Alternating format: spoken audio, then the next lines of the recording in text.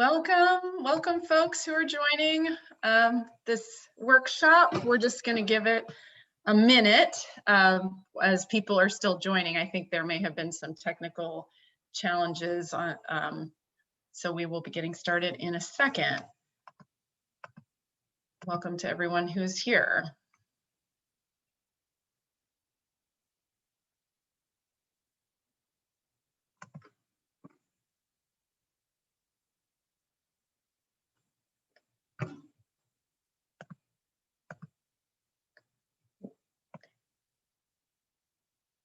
Okay, why don't we want to go ahead and get started, and I'm sure some other folks will be joining us, but I just wanted to get started here. So welcome everyone. My name is Melinda, and I am the Director of Public Citizens Medicare for All campaign. And I'm thrilled to welcome you to this workshop on winning municipal resolutions in support of Medicare for All at this year's Medicare for All Strategy Conference. We're really excited that you are all here for this entire weekend and for this workshop. As you may know, Public Citizen is working with many organizations that are part of this conference, including Healthcare Now and Labor Campaign for Single Payer, National Nurses United, DSA, Our Revolution, many others, PNHP, to come together to support grassroots leaders around the country to pass municipal resolutions in support of Medicare for All. Our campaign really has produced a winning formula that can be used by activists of all experience levels to pass resolutions in their communities. Today, with my colleague, Brittany Shannahan from Public Citizen, our New Jersey organizer and activist extraordinaire, Anna-Marta Visky, and South Bend, Indiana Councilman, Henry Davis, we are going to share with you how this tactic fits into the broader Medicare for All movement, some of the resolution campaign's infrastructure and tools that we have available, and answer any questions you have, and hopefully set each of you on track to be successful in organizing in your community. We want this to be as interactive as possible, so please do write in the chat box right now the city and state where you're located. And during our short presentations, you can please ask us questions or to share your ideas in the chat. You can also raise your hand, and we will have time for Q&A about the resolution campaigns and the toolkit. So before we jump in, I'd just like to play a short 2-minute video that we put together with Senator Sanders' office for a town hall earlier in the fall that highlights Anna-Marta and Councilman Davis and some of our other municipal champions and grassroots activists as an introduction to this resolutions effort. So give me 1 second and I will share my screen.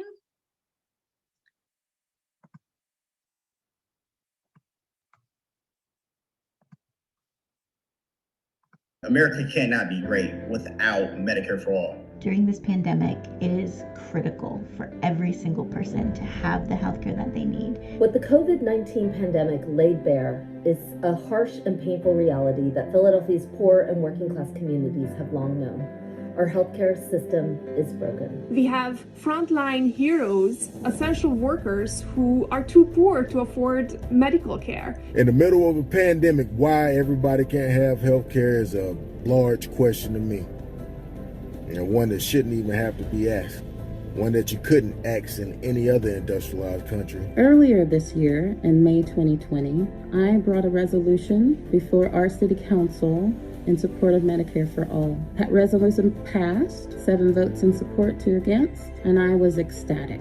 In 2018, I was incredibly proud to partner with our Philadelphia DSA chapter and pass a Medicare for All resolution that denounced the depravity of an unjust and unequal healthcare system and affirmed again that healthcare is a human right. And we need to get away from the for-profit system. We need a system that's going to support the American public. So in New Jersey, we passed 3 resolutions. We passed 2 at the municipal level and 1 at the county level. I wanted to pass a Medicare for All resolution in the city of Durham because it's just so important to me that we make sure that our residents have what they need to thrive. And healthcare it's a basic need. It's not a privilege. It won't happen unless we are pushing forward at the grassroots level. We don't have to wait for Congress. This needs to be a national movement. We need universal health care. We should have had it yesterday. The proper treatment of healthcare as a human right actually makes us all safer. Everybody out there, go out and organize for a municipal, local Medicare for All resolution. And fight until Medicare for All becomes the law of the land.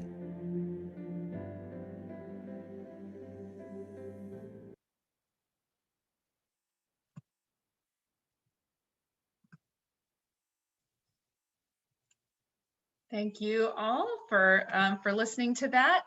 And I just want to make sure I stopped sharing my screen, correct? Yes, okay, good. So as I mentioned, over the past year and a half, our broad coalition has built an infrastructure and grassroots toolkit to support activists in cities and towns, large and small, to win local resolutions from their city councils and county boards in support of Medicare for All. And already we have more than 370 local efforts underway in cities and towns in blue, red, and purple states. We've already won 50 such resolutions so far, one just last week in Connecticut, the week before in Wisconsin. So we're recruiting powerful new champions for Medicare for All among these local elected officials, such as those featured in this video. And we've built enduring local coalitions and used the process to get local media and to educate members of the community. Because local governments really can play an important role in highlighting the desperate need for an expanded and improved Medicare for All system. But how does this winning local resolutions fit into our broader toolkit and arsenal to build the support for Medicare for All and to win it in Congress? As Ben and Stephanie from Healthcare Now mentioned in the plenary yesterday, we know we need to build much more power in many districts around the country. This isn't just a member, at this point, we're not just going to call up our members of Congress and ask them to sign on. We have many signed on, but we are going to have to do a lot more work to build the power that we're going to need to win. In districts where we have a co-sponsor in Congress, we really need to fortify them. We need them to be strong champions. We need them to be vocal advocates of Medicare for All. And a way to do that is to get the cities in their community to call on them to do so. For those who have not yet signed on, they, especially Democrats, getting every town, every county in their district signed on, officially pushing them to do that, that's a way to build that pressure. And in districts where we really know there's no hope of getting our member of Congress on, we can still do the grassroots organizing we need by passing these resolutions and organizing local coalitions so that we will be ready to replace those members of Congress down the road so that we can get champions in there. And by passing local resolutions, local governments can help shape the national narrative. We've seen this happen before. We were part of a broad coalition around money in politics several years ago, before people really even understood what the Supreme Court decision, Citizens United, meant for our democracy. And so we worked with a broad coalition, Public Citizen and many others that were working on money in politics to get local governments to pass resolutions calling for an amendment to overturn Citizens United. We passed hundreds of these around the country, and that really helped to build that national narrative that was a direct line to HR 1 and Senate Resolution 1, the first bills introduced into this Congress by Democratic leadership calling for an amendment to overturn Citizens United and a whole host of other important democracy and money and politics reforms. So that's the idea. That's what we're trying to do, both very granularly to support or to push particular members and also to change the national narrative. And also importantly, in communities around the country, this organizing effort has helped build and strengthen enduring local activist networks at the local and state level. And we know that's what we need to win. Organizing together for a local resolution, activists in different communities have connected with one another. They've built bridges between movements to try to pass a state single payer bill and the federal Medicare for all, and because these resolutions can point to both. And it's really been a way to build those local coalitions. And the last thing I would just say in terms of introduction is that for local governments, this is something that resonates very deeply, especially in the context of the COVID crisis. Local governments are the ones who are having to respond when people are losing their jobs and they've lost their health insurance and they're having to go to emergency rooms, and many of the public health systems are being strapped. Municipal budgets are totally tanking, and largely because of the increase in health insurance premiums for municipal employees. And so it really resonates, and those government officials are really connected and closest to their constituents. So it's a real way to get a great win. So I'm going to turn it over to my colleague, Brittany, to share a little bit about what are the tools that we have available in this campaign. And again, please let us know where you're from in the chat, and then we will turn it over to our guest speakers. So go ahead, Brittany.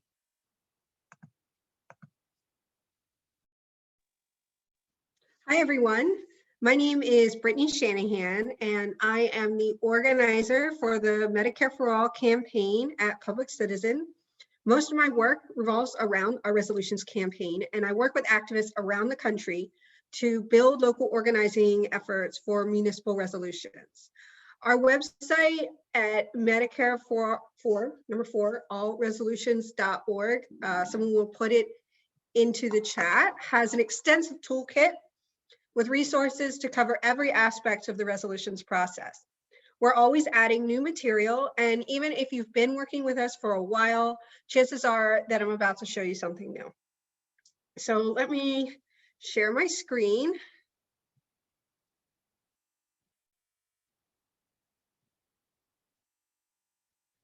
All right, this is gonna look a little wonky because I've got it on a small screen here. So first of all, I want to show you how to see our map. If you go to Take Action and Find Your Town,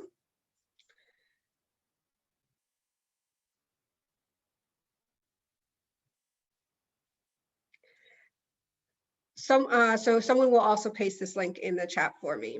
We have, you can see a list of the resolutions that have been passed in green and some of the efforts we have ongoing.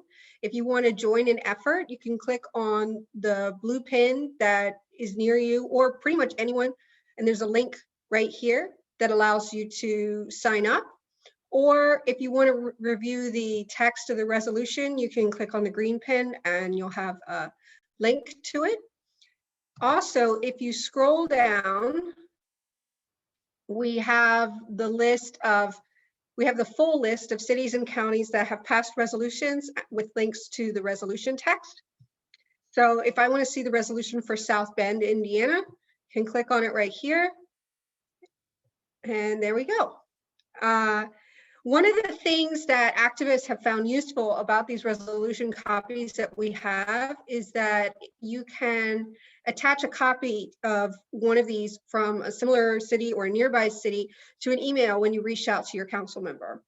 We also have sample resolutions with COVID-specific language as part of our toolkit. So let me take you to our toolkit, which is at the top at Tools for Activists.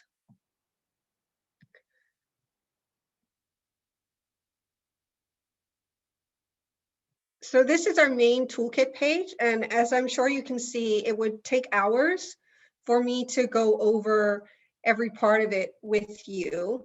So I do recommend checking it out outside of this workshop space.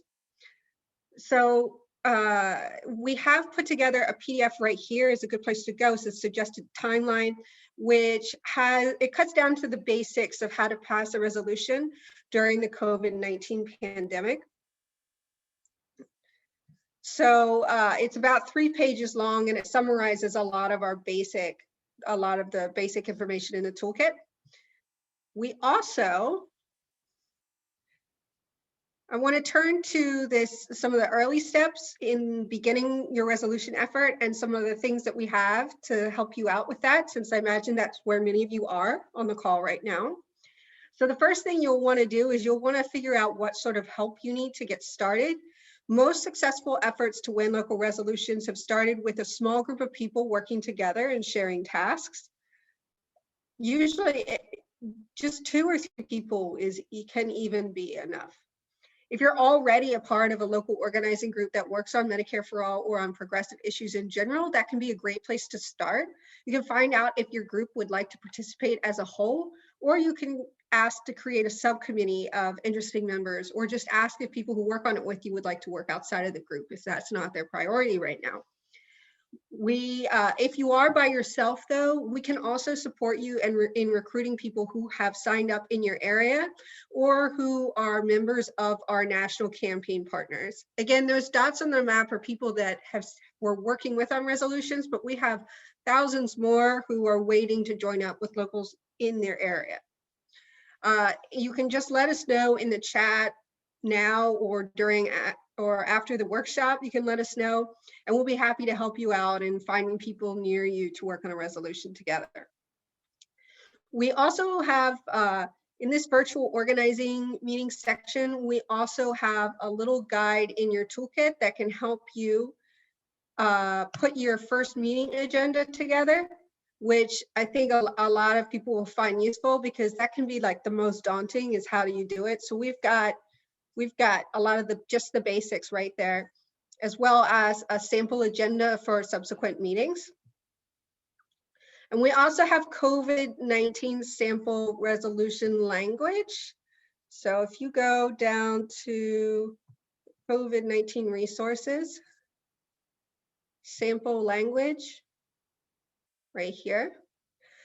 And these are just a few of the resources we have on offer. And I hope that hopefully somebody has been sharing some of these in the chat as we've been going through. But now I would love to bring in some personal experience. One of our many activist leaders who has brought resolutions to victory, Anna-Marta, Visky in New Jersey.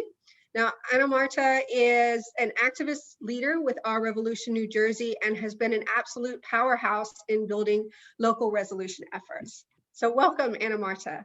Thank you so much, Brittany, and thank you so much, Melinda. Thank you for having me on this amazing workshop. So great to see so many local organizers here.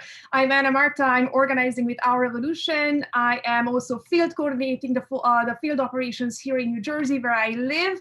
And I'm so proud of my state, because together with other organizations here, we passed 4 resolutions, 3 backed by Our Revolution organizations, and 1 backed by our ally group organization, the New Jersey Universal Healthcare Coalition. So good movement here in New Jersey. We want to pass more. Today, I just want to walk you through the quick timeline of how we passed it in Red Bank, kind of like a case study, because this was the one that opened the door for all the others to get passed, kind of broke ground in New Jersey. So a little bit about Red Bank. It's a diverse town of about 12,000 people. It's a tiny little blue dot in an otherwise red Monmouth County, has a Democratic council. Majority of the council members are centrist mainstream Democrats, though we have 1 progressive ally on the council, so we knew that we have an opportunity to pass this resolution here. History of Medicare for All activism in town, which was very important. Our Revolution Monmouth held a 125 people meeting back in 2018, October, so way before HR 1384 was a thing. And then we organized multiple canvases, petition drives in town. All throughout these organizing events, we made sure that we connect with local community leaders, activists in the county and in the town who are invested in their own fights. Especially, we connected with the immigrants' rights community in Red Bank, because as we know, our current healthcare system leaves the undocumented community behind. So we wanted to make sure that they're present in these conversations and they're at our meetings that we started to hold countywide in collaboration with National Nurses United, we held barnstorms, we held a People's Assembly. So here we are, myself, the Progressive Council person, and 2 immigrant rights activists from Red Bank outside of the library where we held our People's Assembly event.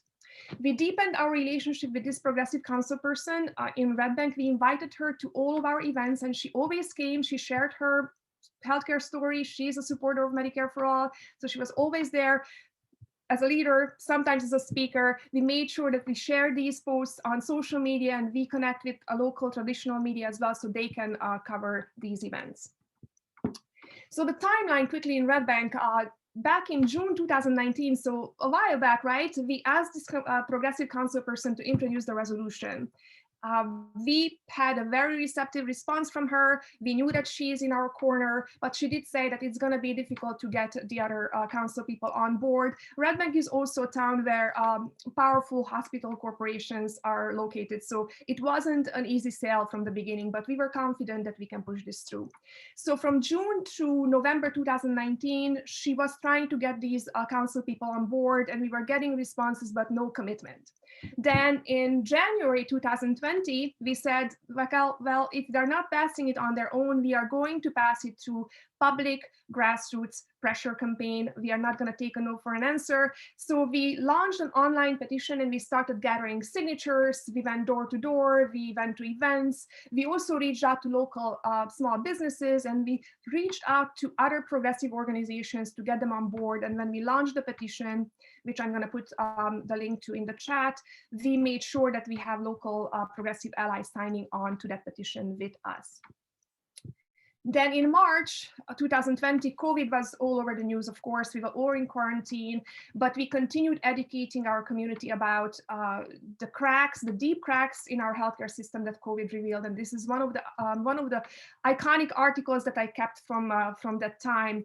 We didn't still have a commitment from the council. Now they were in emergency mode, so we were hearing from them that all they are dealing with right now throughout COVID is just COVID-related emergencies. But then in June, we said, really now, this is the time. We are waiting no longer. If we are not passing it now, we are never going to pass it. So we relaunched our petition. The local Red Bank organizer, Judy Pack, put it on her personal Facebook page with a small blurb, and we were getting ready for a strong group push on this. However, right as she posted it on her personal Facebook page, to our huge surprise, the first people to comment were local council members. These were holdout votes for the resolution. These were the people that the Progressive Council member was not able to get on board so far. And here they are commenting on that personal post from this local organizer that they are fully in. And I guess Hazim was the first one to post, and then through peer pressure, or I don't know what happened, but somehow all the holdout votes started to publicly comment and say they're in. We knew we have the votes. This was amazing. I kept these screenshots, of course, and then it got put on the agenda. It passed in July. We celebrated. We made sure we, of course, share it with the media. We used Medicare for All Resolutions Toolkit that Brittany just walked you through. It's amazing. Please use it in your outreach efforts. We, of course, shared our quotes and statements from our immigrant rights organizers that participated in this push with our powerful personal testimonies. So this was our timeline. We, of course, went and brought signatures to the chair of Energy and Commerce Committee, Frank Pallone, who is my congressperson. He is not the congressperson in the district where Red Bank is located, but he is the most important Democrat in New Jersey and one of the most important Democrats in the country, who is key to passing any type of healthcare legislation. So we made sure he knows that these resolutions are going to get passed now in New Jersey, and he's aware that we are never going to stop talking about Medicare for All and pushing for Medicare for All. So my key takeaways as an organizer were that it's really, really, really important that you educate your community. Now, I'm not saying that you need to wait months or years to do that. I'm sure all of you are doing that in your local communities right now. But if you didn't have an event for Medicare for All, I'm sure that there are multiple mutual aid conversations, for example, going on right now in your community. So you can plug into those conversations, and you might as well find that one of the most important concerns that people bring to these conversations is insurance related or healthcare stories, right? So plug into those conversations and use them as an opportunity to talk about Medicare for All. Connect with people most affected by the crisis. This is specific to your district or your town. In our case, as I mentioned, we had an undocumented population in Red Bank that we really wanted to focus on because they are left out by our current healthcare system. So we connected with them throughout, and we made sure that they are part of our organizing efforts. Keep building on your outreach and success. So never stop, right? Sometimes it doesn't go well at the first outreach, at the first conversation, right? You might get a no or not interest at all, no interest at all, but that doesn't mean that you can go back and continue your efforts.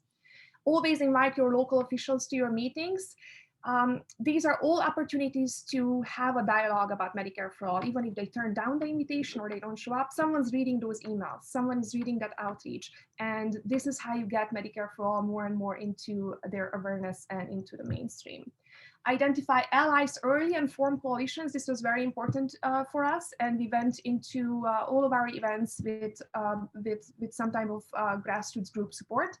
And of course, with the launch of the petition as well. Keep asking tough questions and have the conversation. So we didn't take no for an answer. Don't give up. Go back to your council with any new info.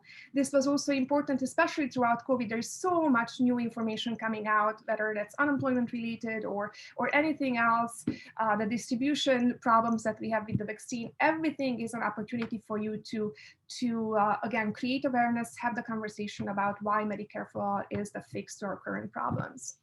Prepare powerful testimonies. Again, elevate the voices of those community members who are most affected by our current healthcare crisis. Make sure that they're in your meetings, front row, and they're speaking and sharing their stories, and elevate those voices. Get the media to cover all of your efforts. Again, you can use the toolkit that Brittany shared. There are great advisory templates there. This is important as we are trying to make, again, Medicare for All the topic in 2021 that people talk about. Scale up, pressure your congressional rep after your resolution passage. And one thing that's not here, you never know where your support and help is going to come from, right? So we had that progressive council person in Red Bank, but ultimately, we got mainstream Democrats on board and wide support from people we didn't expect support from. So if you don't have a progressive member in council, don't hesitate still to reach out, because centrist Democrats might be very, very receptive to this message, especially if you connect it to local problems, to your local community issues, and to groups in your local community who are suffering, and have concrete specific examples of what's going on in your town, in your municipality or county. That's all from me. Thank you so much again. Reach out. I'll put the link to my petition and to my email address in the chat. And I'm again so happy that you are here. Don't forget, this is a movement. We are all part of it. And outreach by outreach, event by event, resolution by resolution, we are creating that grassroots bottom-up pressure that ultimately is going to win us Medicare for All. I'm confident that we will get that there. Thank you. Thank you so much, Anna-Marta. That's very inspiring, and all of the experience, and I think the insights that you shared are extremely helpful. And we love working with our revolution and all of the folks across New Jersey and across the country. So thank you so much. I'm now really thrilled to welcome Councilman Henry Davis Jr., who is from South Bend, Indiana. His family's lived there for over 70 years, and he was first elected to the South Bend Common Council in 2007 at the age of 25. He has served 3 terms in the city council. He's also run for mayor. He is very active in the community, the president of the LaSalle Park Neighborhood Alliance and South Bend IDAAC.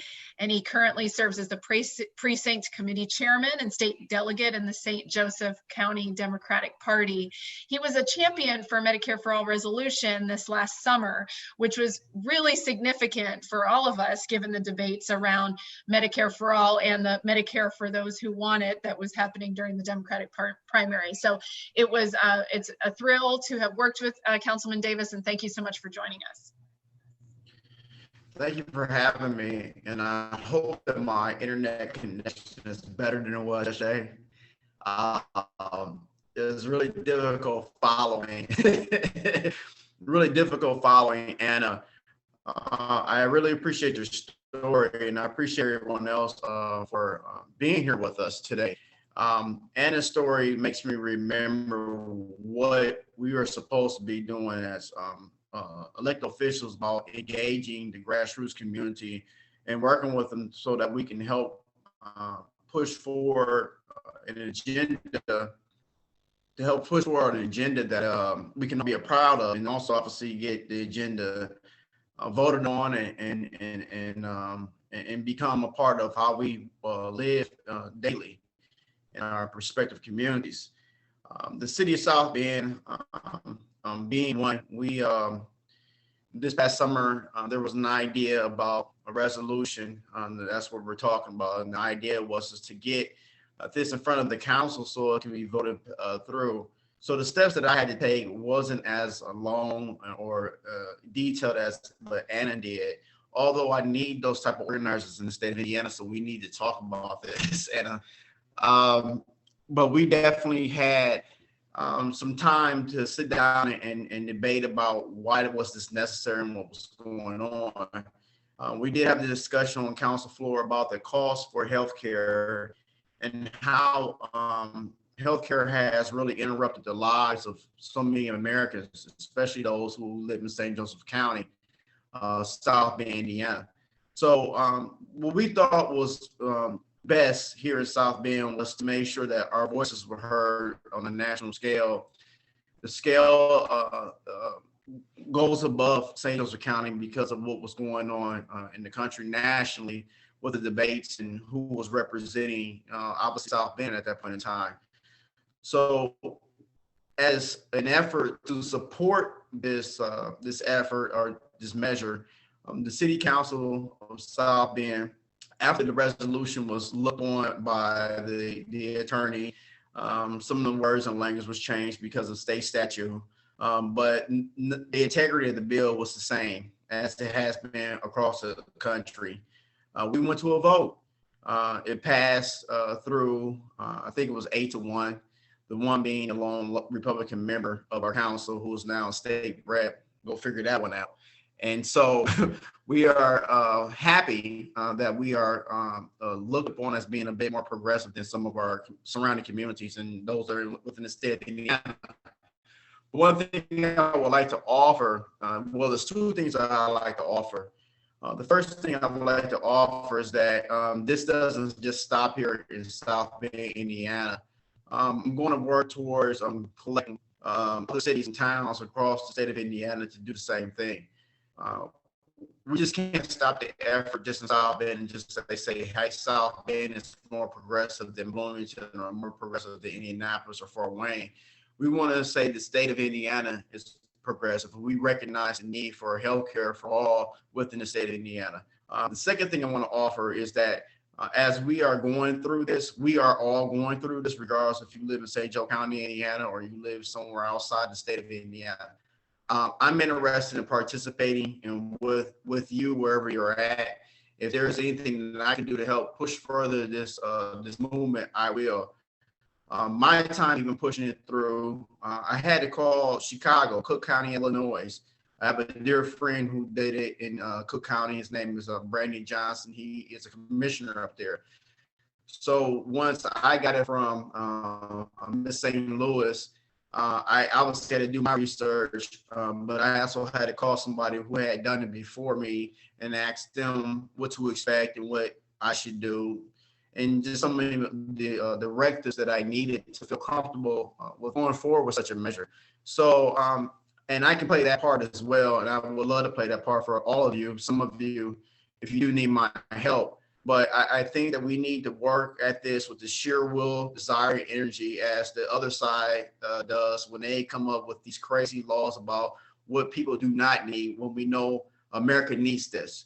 So I say Godspeed to all of you. Thank you for letting me talk for the minutes that I have. But the experience is great. The efforts is awesome. And I think if we get this done collectively across the state of Indiana and all the other 49 other states, I am sure we'll have Medicare for all. Thank you.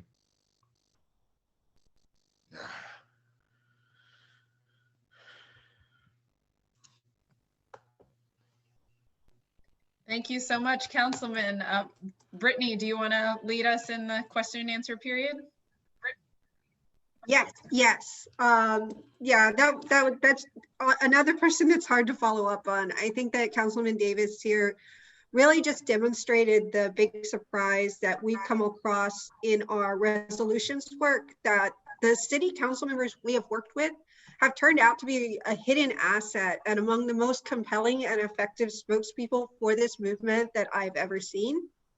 And these relationships go on after the resolutions have been passed. So now I do want to turn to all of you for your Q&A. But first, before I do that, I do want to acknowledge that we do have activists with us who have worked on resolutions before. I think I saw that Bruce McLean is with us. We've also got Paula Friedman, who was part of the, I believe it was the All Means All campaign before, went back and passed another resolution in Fort Lee, New Jersey, just last month. And we've got, I think, is Megan Dunn here from Charlotte? Yes, Megan Dunn is here from Charlotte, who was working in 2019 and is going to work again this year. Haley Mack introduced herself in the chat, who has been working in Birmingham. So as we go through questions, definitely for you all who have experienced and led resolutions, like please speak up to your experience because you've been right out there too. I did see, I do want to start out that someone asked about what outcome we can expect when someone passes a resolution in your area. And for those of you who, for Bruce in Chico and for Paula, maybe you could speak to that question. Yeah, this is Bruce in Chico. Can you hear me? Yes, I can. Oh, good. Okay. Yeah. Well, it depends on the situation, your local political situation. We have one of the Freedom Caucus congressmen, become somewhat notorious. Doug LaMalfa is our representative. We're in an extremely conservative area of extreme Northern California. So we didn't undertake the campaign to try and influence him. We did undertake it to try and influence our Democratic opponent, who is a strong candidate and who over the 3 or 4 years that she's been running, she ran twice against him, has developed a good understanding of Medicare for all. But unfortunately, this wasn't the national election where Democrats were replacing Republicans in conservative areas. So she didn't win. But we're using the fact that Medicare for all has been passed by our city council to leverage it and to use it to convince more local residents of the importance of it. For example, we're organizing a car caravan. It's a statewide activity, February 6th. It's a Medicare for all car caravan. There are like 20 cities in California that are going to be organizing them. And it's kind of the initiation shot of a new Medicare for all state legislation. And we're going to be advertising the fact that our city council has supported Medicare for all when we're inviting people to participate. That's just one way that we're leveraging it. But so depends on your situation, what you use it for. But once it's been passed, and we lost our Democratic majority in the recent election, but it's been passed already. So we can always refer to the fact that Medicare for all has been endorsed by our city council. Thank you so much, Bruce. Thanks for hopping right in on cue. Sorry for putting you on the spot there. If I don't know if Paula wanted to say anything, if Paula's in a place. Yeah, we also had an advantage in that our council, mayor and council, had passed 676 in 2011. Now we're now working with Englewood, who's going to get us a renewed contact in Teaneck. And we are going to go to the Bergen County Board of Freeholders. These are people that have passed it in previously. One of our members, Nicole, actually two of them, have contacted their friends in Instagram and are now getting up a list of phone calls of people within our area. And on the conference yesterday, at the beginning of this conference, there was a great suggestion. And one was a day of phone calling to try to organize amongst the various organizations that are involved in this, to get a list of phone calls and have a day of bombarding, literally bombarding our representatives like Pasquale, Pallone, and not letting up. So having like a national day of phone calls for Medicare for all, putting the pressure on that way. That's the report I have. At this point, we were waiting for the end of this whole conference where we could all get various suggestions from around the country. And we will be setting up a February Zoom meeting amongst our group and discussing an agenda of, okay, where are we going from here, while keeping track of what's happening in Englewood and Teaneck and those that have already passed a resolution. So great work, people. Thank you, Paula. This is Melinda. I just wanted to jump in too. I think those are both great examples that we can use. The resolution process is an important kind of marker along the way in the organizing. And so it's an opportunity to win a victory and to build your organization and your coalition to then be able to use that to leverage other cities and towns as has been discussed. I think that's a really important next step. Engaging those council members and doing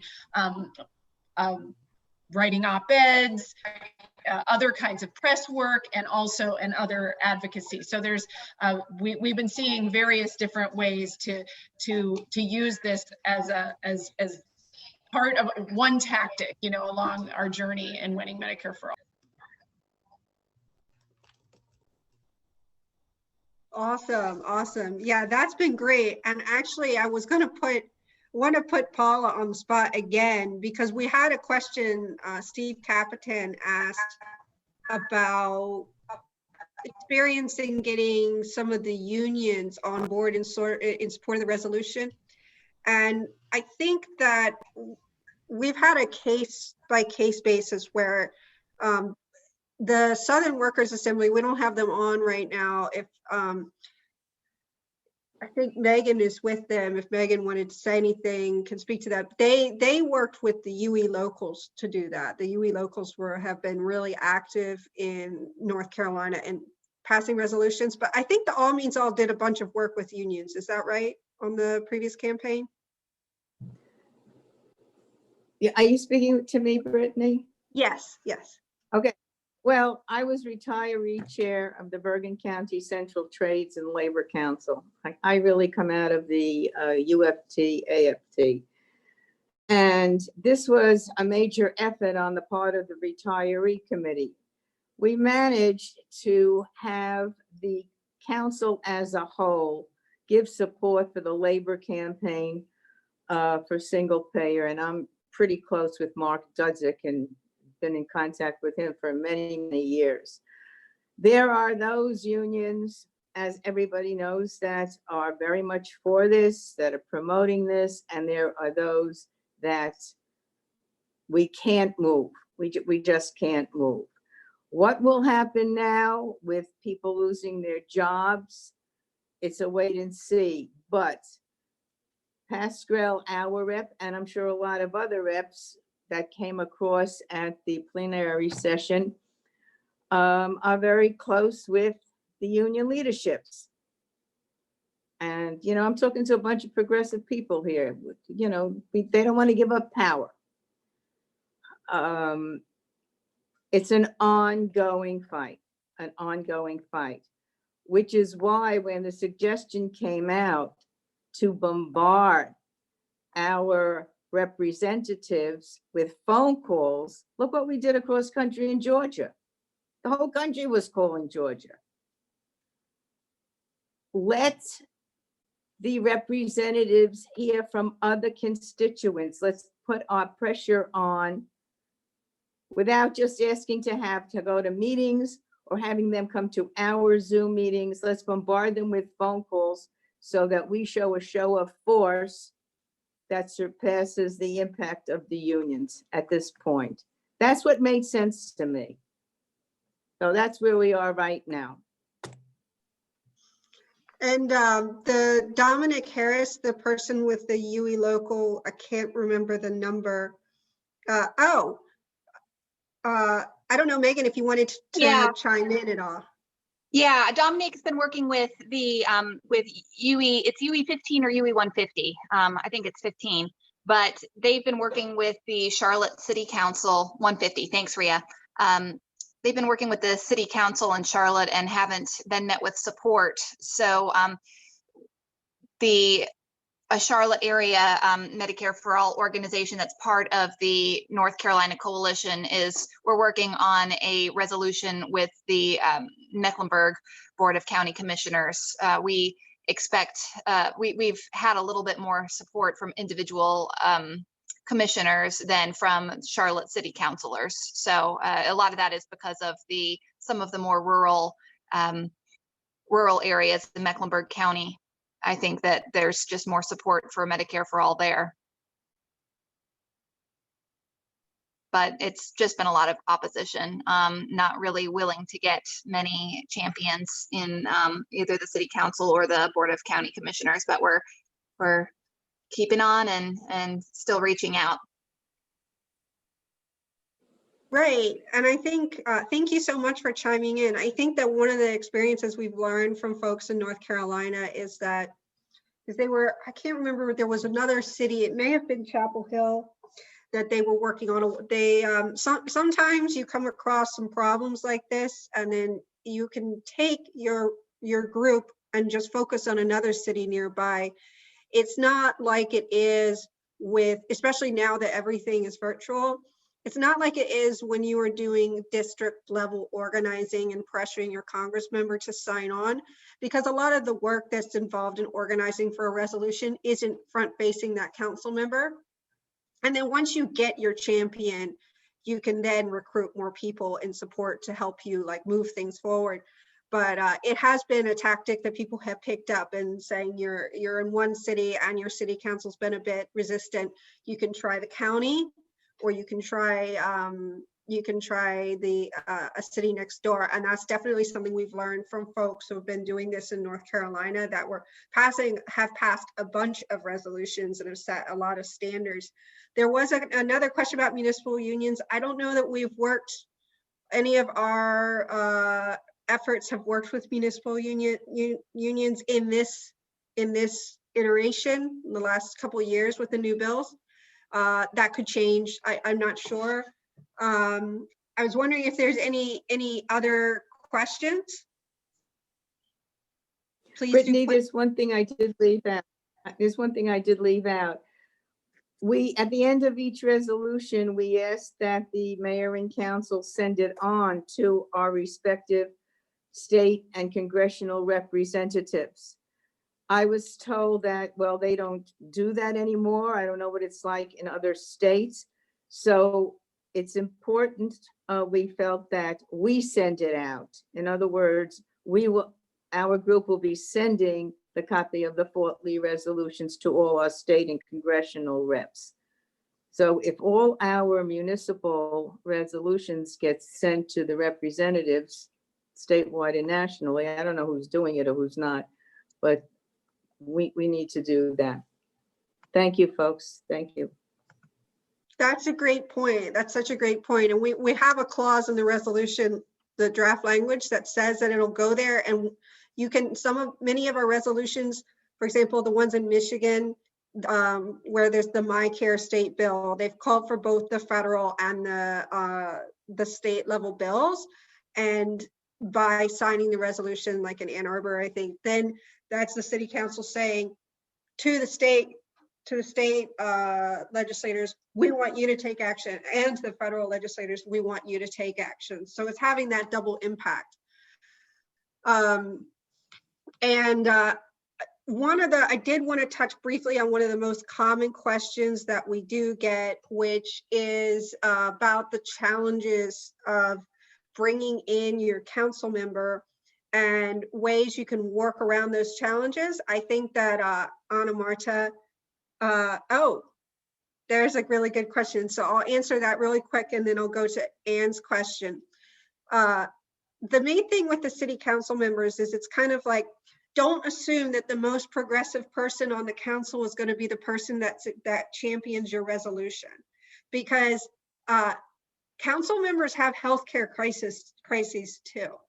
Like that's been a big shock for the campaign for us, is to realize that, you know, that they've got the same problems with the healthcare system that the rest of us do.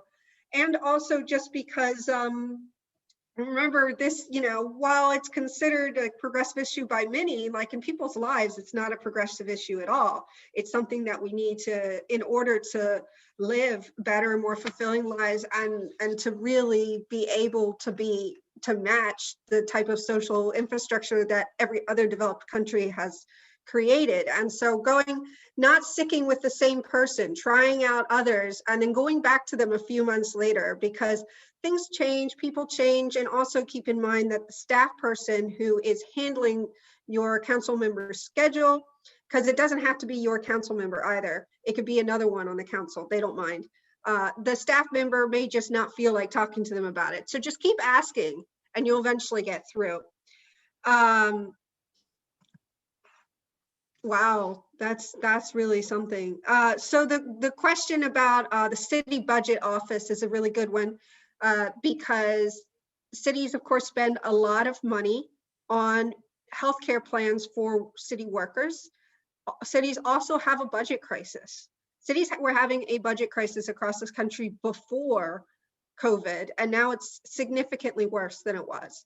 So one thing you can do is you can work with your city budget office, or if the staff at your city budget office is taking a while, you can get your champion to ask for you. You want to get a breakdown, we can help you with this. You can let us know, and we'll help you come up with a list of things that you need, because you want to find out how much they're spending on the healthcare plans for employees and how much they're spending on supplementary plans for retirees, because that is a really big expense. And you compare that to a 7 or 8% payroll tax that we would expect for Medicare for all, you're often talking about a percentage difference. Right now they're paying about, the percentage on payrolls often around like 18%. Compare that to 8%, that's a big amount of savings.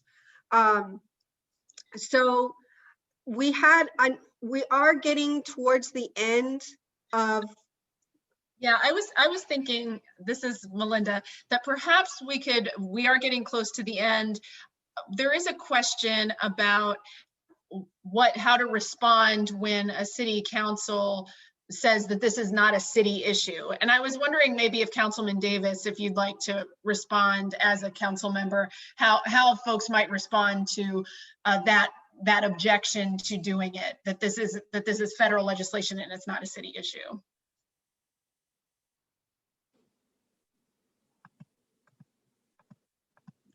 Oh, did we lose him?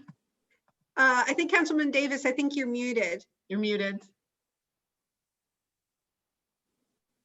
Sorry. I think what happens is that people like forego the idea that they are involved. So let me just talk about my city council. I have to continue to remind a lot of my colleagues they are citizens of the city of South Bend, they're residents and also taxpayers. So try not to always pull yourself out of what you're debating on, or even making a decision about because it impacts you too. So when we get to talking about these larger issues, those things impact you too. But because you have a platform now, because you've been elected to office, use it. You have the ability to speak at a higher level and to a larger amount of people at one time than most people do. So does it impact you? Yes, it does. Do you have a voice at the state level? Yes, you do. That's why we do solutions. Do you have an impact? Can you impact the national discussion? Yes, you can. You can do press conferences, you can do resolutions, you can do proclamations. There are so many tools that a city council person can do to leverage their powers in such a way that it impacts not only the constituency at the local level, but overall the national level. So, yeah. And let me say this too.